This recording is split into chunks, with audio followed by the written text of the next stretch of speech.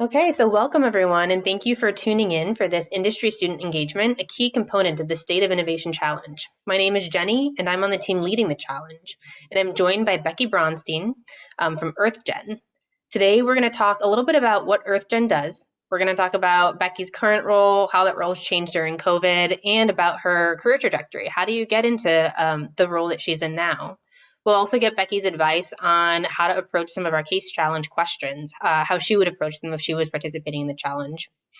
So thank you for joining us, Becky. Maybe to kick us off, can you tell us a little bit more about what your current role includes? Thank you, Jenny. I'm really happy to be here. So as Jenny mentioned, my name's Becky Bronstein, and I am the program manager with EarthGen, formerly known as Washington Green Schools. And EarthGen is all about equipping youth to grow their power as change makers for a healthy environment. So we have science-based, action-oriented programs, which give students knowledge, skills, and experience they need to address complex issues like climate change and environmental injustice. So as a small nonprofit, we work all over the state, but we are a small team. All of our staff work closely on just about everything, but as the program manager, I get to oversee the development and implementation of a number of our programs, 3 of them actually. So in particular, there's one program called ClimeEd, where I create, I collaborate, and I get to facilitate professional development for teachers. We also have a program called Stormwater Stewards, where I work with teachers and students quite closely around watershed resources, which all leads towards a co-design process where students can work towards putting in some sort of green stormwater infrastructure on their campus. And then lastly, another program that takes up a lot of my time is a middle school program called Energy Matters, which is a unit for students around energy production, consumption, how it relates to climate change, and what we can do about it. How can we create more energy efficient and conservative spaces? That's awesome. It sounds like it's a lot of sort of equipping both youth and instructors to make all types of really important change and not waiting until there's a degree or a milestone like that, but like getting started wherever your starting point is. Absolutely, and trying to support students and teachers in like the greater community to figure out what are those issues, what are those stories that are most important for them, and let's equip them there and let's give support there so that they're the change agents within their community, not us coming in and saying, hey, it seems like you need solar panels, but no, let's go in and hear your story and figure out together what sort of changes would be helpful for you to live and learn in a more sustainable and healthy place. Yeah. And I feel like the title program manager is one of those titles that like can mean anything and can mean everything. So for you as a program manager, I'm sure there isn't a typical day, but what does a day look like? Oh, great question. In the pre-COVID world, that day looks like typically a lot of travel. So we are a statewide nonprofit, as I mentioned. So often I spend several days a week traveling to other parts of the state, visiting schools, visiting with school district staff, going to cool places that unfortunately have unfair impacts from climate change, and gathering groups of teachers together and leading days of professional development. So that last part's actually a lot of my time, where I might go to a place, that's been impacted by wildfire, and we would bring in a group of educators and we go outside and we do activities. We go back inside and we think about what's the science here. Let's hear from a local climate scientist. Let's hear from a fire ecologist. Let's hear from, your colleagues and what personal experience you have with this issue. And now let's work together to figure out how we can bring this information about like global climate change, but also these very particular impacts. So in this case, talking about wildfire, how do we bring that into the classroom in a informative way so students know the facts, but also in a way that, empowers them to do more.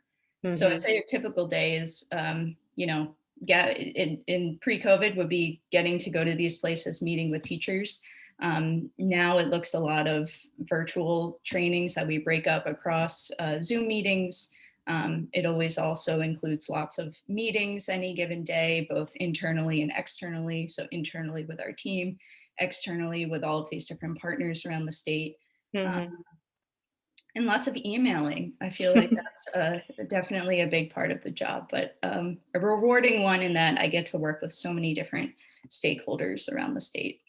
Have the requests, either in terms of like types of professional development or the topics, changed as COVID has progressed, or has it been a lot of doubling down on the same? Yeah, great question. There's been a big interest around the connections between climate change and human health, which makes sense. So, how is climate change exacerbating the pandemic? How is the pandemic exacerbating climate change? We did a day-long training virtual around COVID and climate change. So, what are those connections? And 60 teachers signed up within an hour. So, there's Mm-hmm. definitely on a Saturday. There's definitely interest to learn about those connections. So we did that, and I'd say generally we have like set topics that school communities seem to be interested in, and they align with the biggest regional impacts we can see here in the Pacific Northwest. So things like agricultural impacts, impacts to certain species and ecosystems, coastal hazards, really uplifting issues. But we always try our best to couple it with solutions and what does action look like, and how can we bring this back to our community in a empowering way, not in a, oh, here's another thing we have to worry about kind of. Mm-hmm. Yeah, and I can see how those types of conversations and that type of work could really be fueled with sharing space together. And so doing it remotely, I'm sure must be really challenging. What skills do you feel like you have to really lean on in your day to day, given both what your role includes, but also the additional challenges of doing that during a pandemic? Yeah, I'm sure colleagues around the industry might agree with this. Adaptability, flexibility, resilience, words like that, the ability to pivot is really important. I think for us as a small nonprofit where we have limited staff and limited resources, but we do a lot of work, Mm-hmm. it means that in a given day, you're using all different parts of your brain. So from 9 to noon might be like a deep dive into a particular topic or a particular resource. Like you're in it, you're like building things Mm-hmm. out that like students will use. And then like you switch to a partner meeting where you're talking to, staff at the EPA and staff at the Department of Ecology. And, that's a different sort of relationship building and people skills and managing meetings and kind of that part of your brain. And then maybe Mm-hmm. that afternoon you're leading a training with middle school teachers around climate solutions, and you haven't touched that topic yet today, and that's like a whole different experience doing this kind of teach the teacher. So Mm-hmm. I'd say like that ability to like move and be flexible is really important. um, and then another one that probably many would agree with across multiple industries during this pandemic is around organization skills. So there's just a lot going on. And I think coupled with organization is being able to prioritize what's most important so we can, Mm-hmm. take care of ourselves, but also make sure that we're getting what needs to be done for, that day or the next day or that week.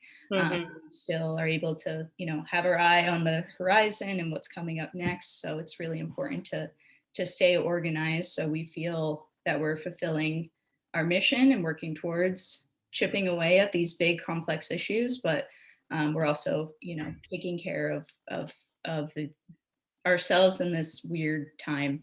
Yeah, definitely. And I feel like that probably resonates with folks, like you said, across industries and folks who are primarily in learner mode or as youth, because there's that channel switching from class to class and from class to not school stuff. And a lot of folks are learning remotely. And so home is mushed into school. And there's sort of people are developing the adaptability and resilience skill sets, whether we like it or not, Right. but have some of the practice there. And I wonder when it comes to things like organization, I totally agree that like prioritization, both in terms of tasks and like big picture, but also in terms of work and self care is important. And we've heard that from a couple of folks. For you, are there tactics or strategies or just habits? It could even just be like tools you use, but like, how do you actually do that? Because it's one of those things where it's easier said than done in the moment. Yeah, great question. And I think it's one I could be better at and I can learn from others with. A term I've heard or a phrase I've heard is living at work, which you might have heard. Mm-hmm. Yeah, so I think for me, I thrive off of a schedule and a routine. So that means, in pre-COVID, I'm able to like pack my work day. I tend to pack my non-work day too, but like it's set times. Mm-hmm. But now, as you say, they intersect and they're very much mushed together. So it's helpful for me to like still maintain those boundaries and actually schedule like what that non-work time is. So for me, that looks like scheduling like morning things before work, which typically starts for me at 9 a.m., like making sure I schedule things in the morning that I would want to do, whether that's like going for a walk around my neighborhood or reading or something like that. But like that is that set sacred time. And I do that again at lunchtime. And like that's 12 to 12:30, that's my sacred time. Like don't touch it because I will definitely touch it and like work through lunch or I might start work early thinking, oh, I'd end early, but because we don't have those boundaries really set, it means you can kind of have a much longer day. So I've been working on like literally scheduling time on my calendar that meetings can be scheduled or these are still tasks, despite them being more like leisurely ones. And I think another thing within work that's been helpful is respecting what workload looks like. So that means like constantly having conversations, checking in on what that workload is, and then accommodating as needed. So if someone has a lot of events that are happening, how can they get support? Or if that means working later days, can they have some time earlier in the day that they're not working? So just having those strong relationships with our team members and being willing to ask for that help or ask for that time, something we could probably all be better at because we're very passionate about the topics and we want to work, but I do think it's important to take that time. And then the last thing I'll say about that with organization, there's all sorts of management systems out there that are helpful. We use a couple of them. One is called Asana, that you might have heard of, and it helps align what tasks are and prioritizes those. And we could all see that and access that on our team. So we're able to move things around and adjust as needed. So it's kind of nice to have this like third party entity that like manages that, and it doesn't all fall on like you as the individual to take on like climate change and social injustice and challenges in the education system and a global pandemic. You have like a structure for all of that to funnel through. That's like a tech platform that can deal with that. So there's some like safety in that, I think. So I'd say those three things have been helpful for me over the past couple of months. Yeah, that's helpful. The specifics and examples are helpful. And of course, like different approaches work well for different people, but just getting a sense of like, what does that mean to prioritize and to be organized in the world that we live in right now is really helpful. Circling back to sort of the topics that EarthGen covers and the activities that you said fill your days, what are some of the most enjoyable aspects and what are some of the most challenging aspects in 2021? Yeah, so some of the most enjoyable, I'd say, are the people. So on any given day, we work very closely within our team. That's quite small. So that we have a great team, and that's always exciting. But we also get to work with all sorts of stakeholders around the state. So of course, the school communities, that looks like students, teachers, administrators at the district level, it's school district staff. But then there's all sorts of other stakeholders. There might be community members. We work really closely with climate scientists around our climate work. That's the one around professional development for teachers around climate science. We're working at the county level, so we get to know county educators. We work at the municipality, so we're learning from utility people who work at the utility or other, county level or city level staff. Professionals that are experts in their field around things like like I mentioned, fire ecology or ocean acidification, or, they're landscape architects and they're supporting us in putting in green stormwater infrastructure at schools. So it's been really enjoyable for me to see how connected the greater environmental field is, and that there are professions that aren't labeled as like an environmental profession but still showcases and connects with other environmental thought leaders, or more typically designated as environmental professions, and that's been quite enjoyable for me to get to know those people and learn more about their work. Yeah, and I think just to double down on that, it's great to hear examples of how a role intersects with so many other roles, because I feel like so often when we're in like middle school or high school or out of school, it's all about like focusing on like what are you going to major on in, or like what's your favorite subject, and it's all about like specifying, but in fact so much is connected. And you're a program manager, but you're, like you said, you're working with folks who have very different titles because you have these shared goals, which I think is a great reminder to youth participating in the challenge that, like, as you're thinking about your career trajectory, you're thinking about your home base, but that it's going to be connected in this sort of constellation of other professions. Mhm. Absolutely. Yeah. And I think understanding that, something like a contractor or someone who works in construction, you might not think like environmental field, but there are so many considerations that they have to limit the impact they have on their construction sites. And they're working closely with environmental engineers and civil Mm-hmm. engineers, and they're communicating with the school about, potential flooding that could happen during this construction process, all these things that are actually quite connected. So it's also really been enjoyable to connect students with those processes and professions, so that they can see, what are all of the options, and really something like environmentalism is integrated in quite literally everything. So that's been Mm-hmm. cool. Yeah, and it's also examples of how to dive in, because I feel like some folks that are learning about climate change, climate justice, climate impact, it becomes overwhelming very quickly of like, what do I even jump into? So getting examples of just like slices of where to jump in and action that's being taken in this network of a bunch of other actions really paints a broader picture. Yeah. And so we've talked about the good. What Yeah, about the I'll add challenges? something onto Oh that yeah, of course. though too. I think like examples are important for students, because we hear a lot, like I remember when I was in high school, I'd hear things like social justice or environmental justice or climate justice. And um, what does that mean? Like, we can define that, we can give particular case studies of that, but like how does that show up in my community, and like who's working on that? So to be able to connect students with these professions, and allow them to see the stories, really, because they are stories, like the experiences that are playing out in their community, and then define that as a justice issue, is really powerful. And for students to be the ones to make that connection and identify that is even more powerful, right? Like, they're the ones who are bringing this into the classroom. It's not like, hey, let's think about the Keystone XL pipeline. Like, great, that is such a wonderful case study that showcases so many intersections of thought, but let's do that, but then now let's think, how does this apply to our own community? Challenges. um, I'll add another enjoyable thing. This state is beautiful. I'm from Pennsylvania, which is also a beautiful state. Very different though than Washington.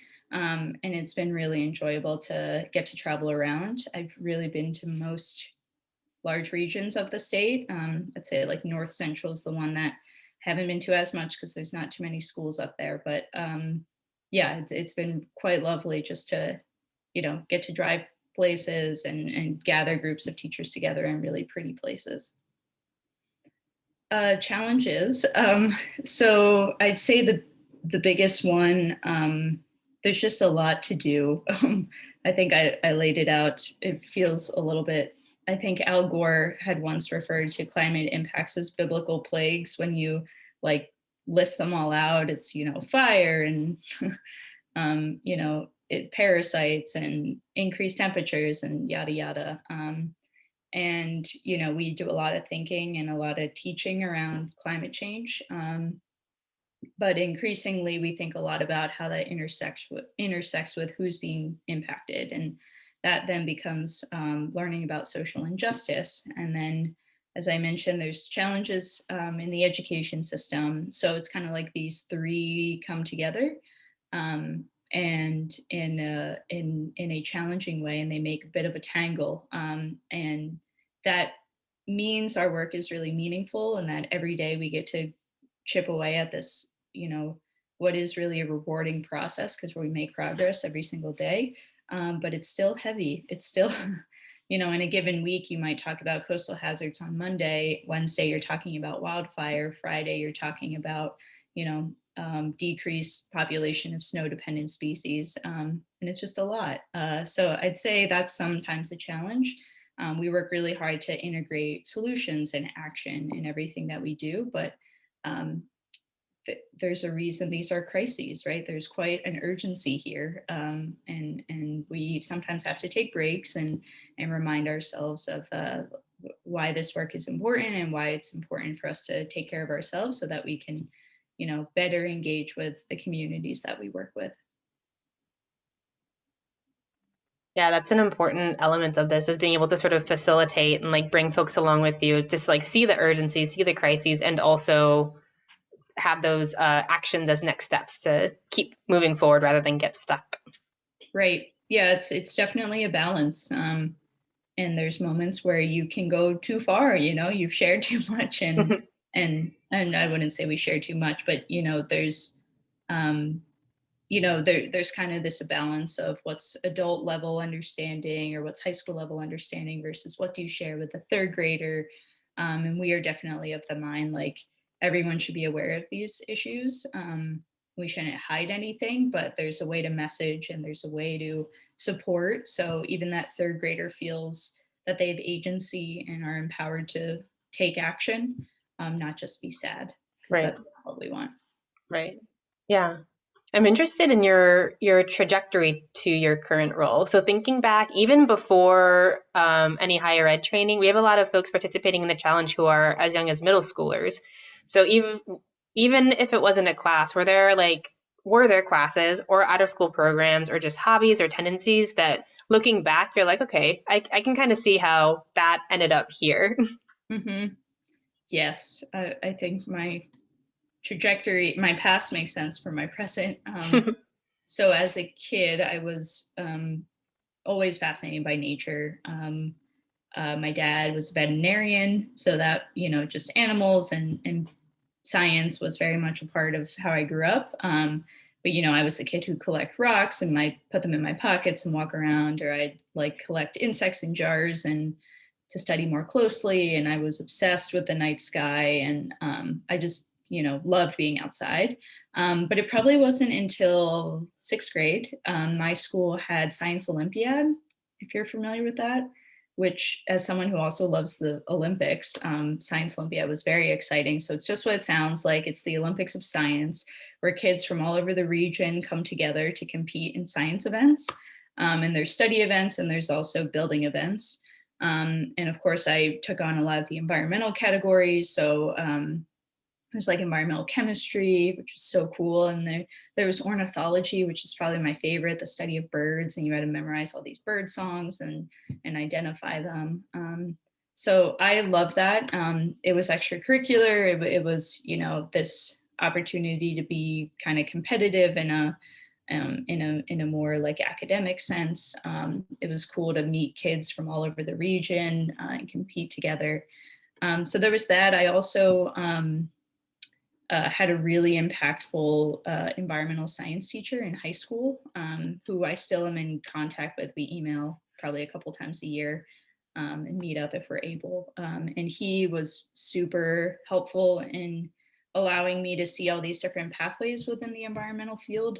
And he himself had a pretty interesting trajectory of working in different places until he came to education.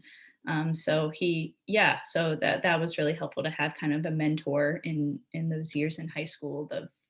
I was already so passionate about nature, but then he really helped me see, like, you could do this for a living, and that was really exciting for me.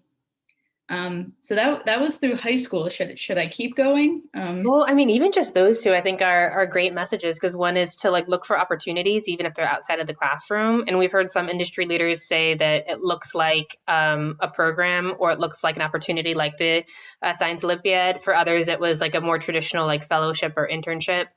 Mhm, But also your comments about sort of staying in contact with educators who meant a lot to you, I mhm, think is another great message that that mentoring relationship doesn't need to end when that class ends, that you can keep in touch and sort of continue that.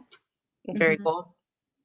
And as someone who used to be a teacher, that's like the most meaningful thing ever if a former student reaches out and maintains contact, because that's the whole point, right? Like that's, well, I can't speak for all educators everywhere, but I feel like teachers love that. They're, they teach for so many reasons, but one, to make that impact on that student, to then go on to, do great things. And they want to hear back. The teacher wants to know like that their teaching meant something and help that student along. So to hear that process is really rewarding. Hmm. Yeah, for sure. Are there other elements that like drew that line between where you sort of paused your story in high school and like where you are now? Yes. So I studied environmental science in undergrad. And I think I did various extracurricular activities that I think were always had like an environmental flair to them. Like I was in the student government, and all the things I were proposing was around like environmental change. But I think what was really impactful for me, we started a food cooperative, which was we as students and there were some community members, we worked on a local farm, and in exchange for that we got veggies, and all sorts of things actually, to make meals together. So it created this really beautiful community that still exists today, which is exciting. We even catered a wedding. It was great.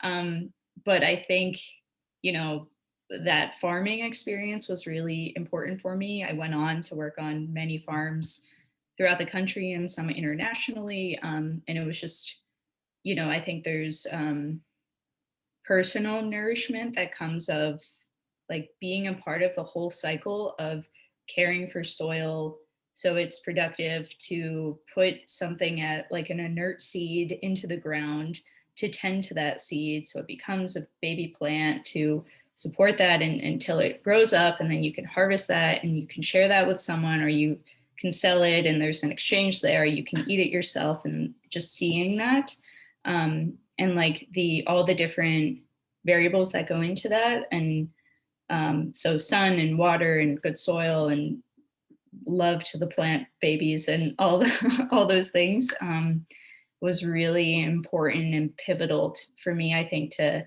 like have that connection to why do I want to preserve and protect and conserve these spaces, um, and that kind of recognition, like this isn't natural, like there's few other species that will like take something and plant it and then harvest it, right? That's like a human thing. So how can we do that in as least impactful a way as possible, so that this exchange is both efficient and supportive for both parties.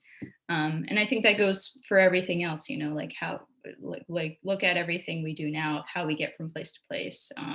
I just mentioned how we get our food, like how do we power our stuff? How is our stuff made?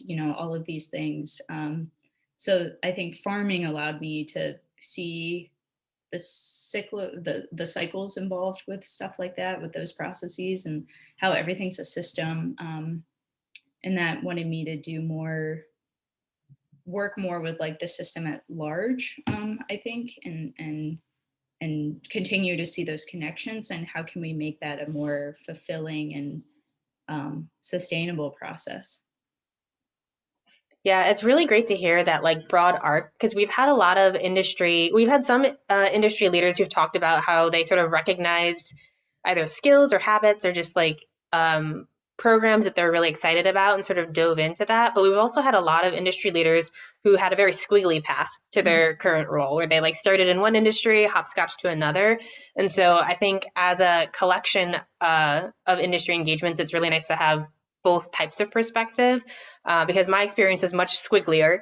But hearing from someone who sort of recognized that interest pretty early on and then found a bunch of different ways to tap into elements of it, that it still wasn't like a straight narrow path. There's so many elements to understanding our environment and our climate. And you were talking about how being like farming is a very different experience than the Science Olympiad and stuff like that. That there are definitely milestones, even if early on you're like, I'm pretty sure this is the area, like this feels right. That there's still a lot packed in there. Right. So after that, I became a teacher, which was like kind of the other end. And I was lucky enough to do some research in undergrad and was like, education, that's the direction I want to go. And then while I was there, I was like, this is challenging and fun and rewarding to work with students. And I had a robotics team, and that was so fun.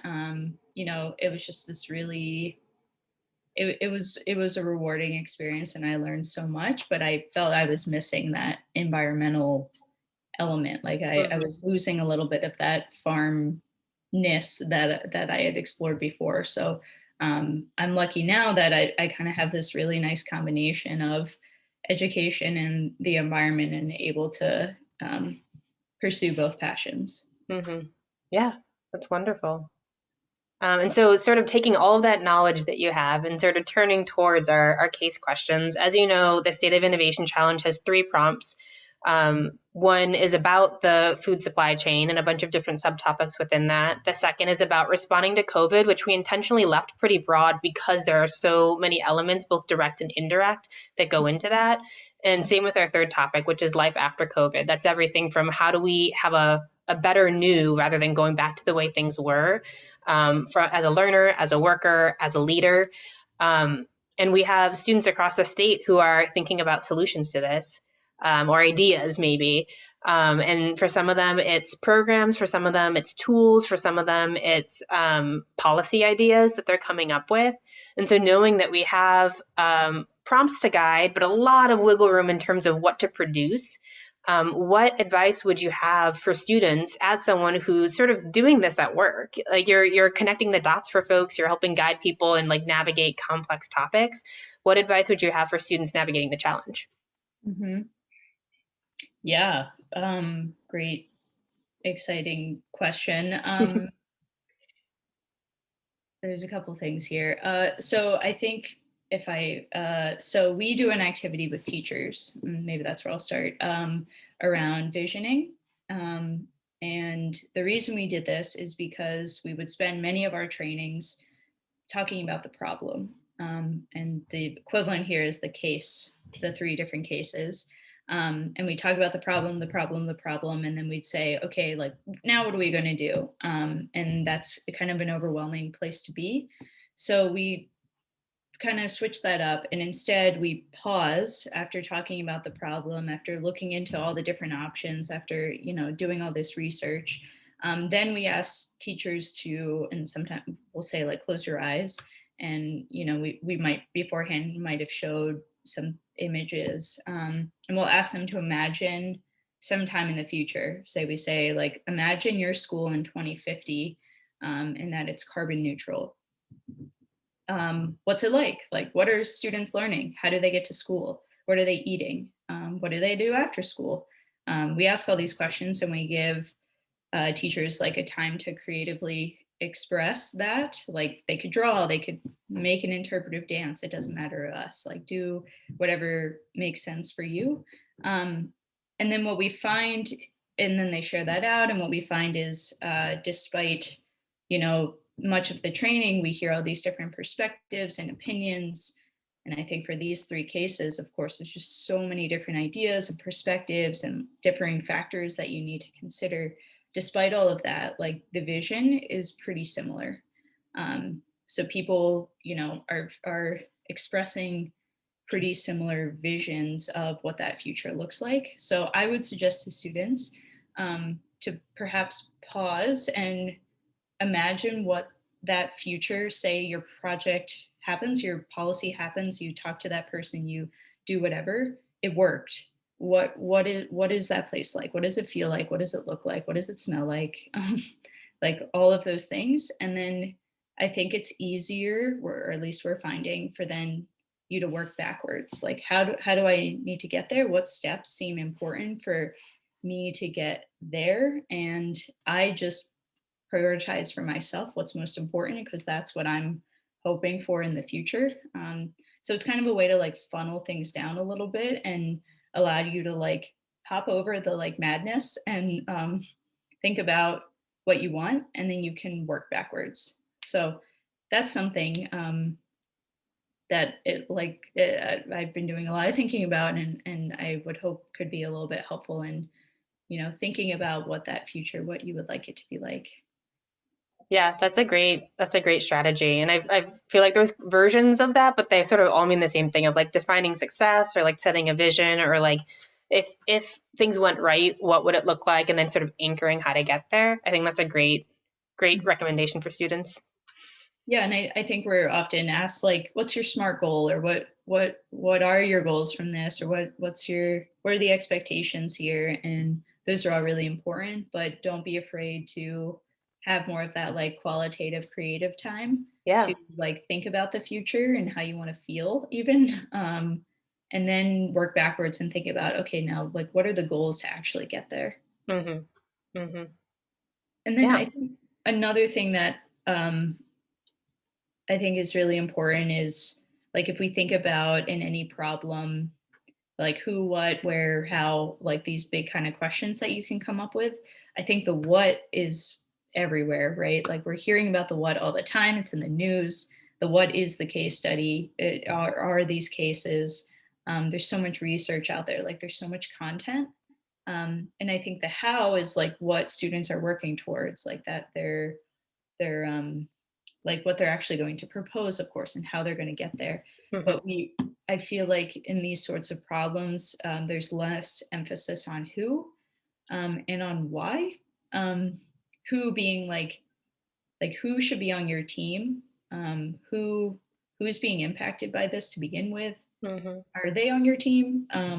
Should they be? How can you involve them? Thinking about like, okay, we want to do this thing, like who would be helpful to be a part of that process? Like, Mm-hmm. we often see schools that want to put in really impressive like waste management systems, and they keep hitting barrier after barrier. And then, we ask something like, is facilities on board? Is the custodian on board?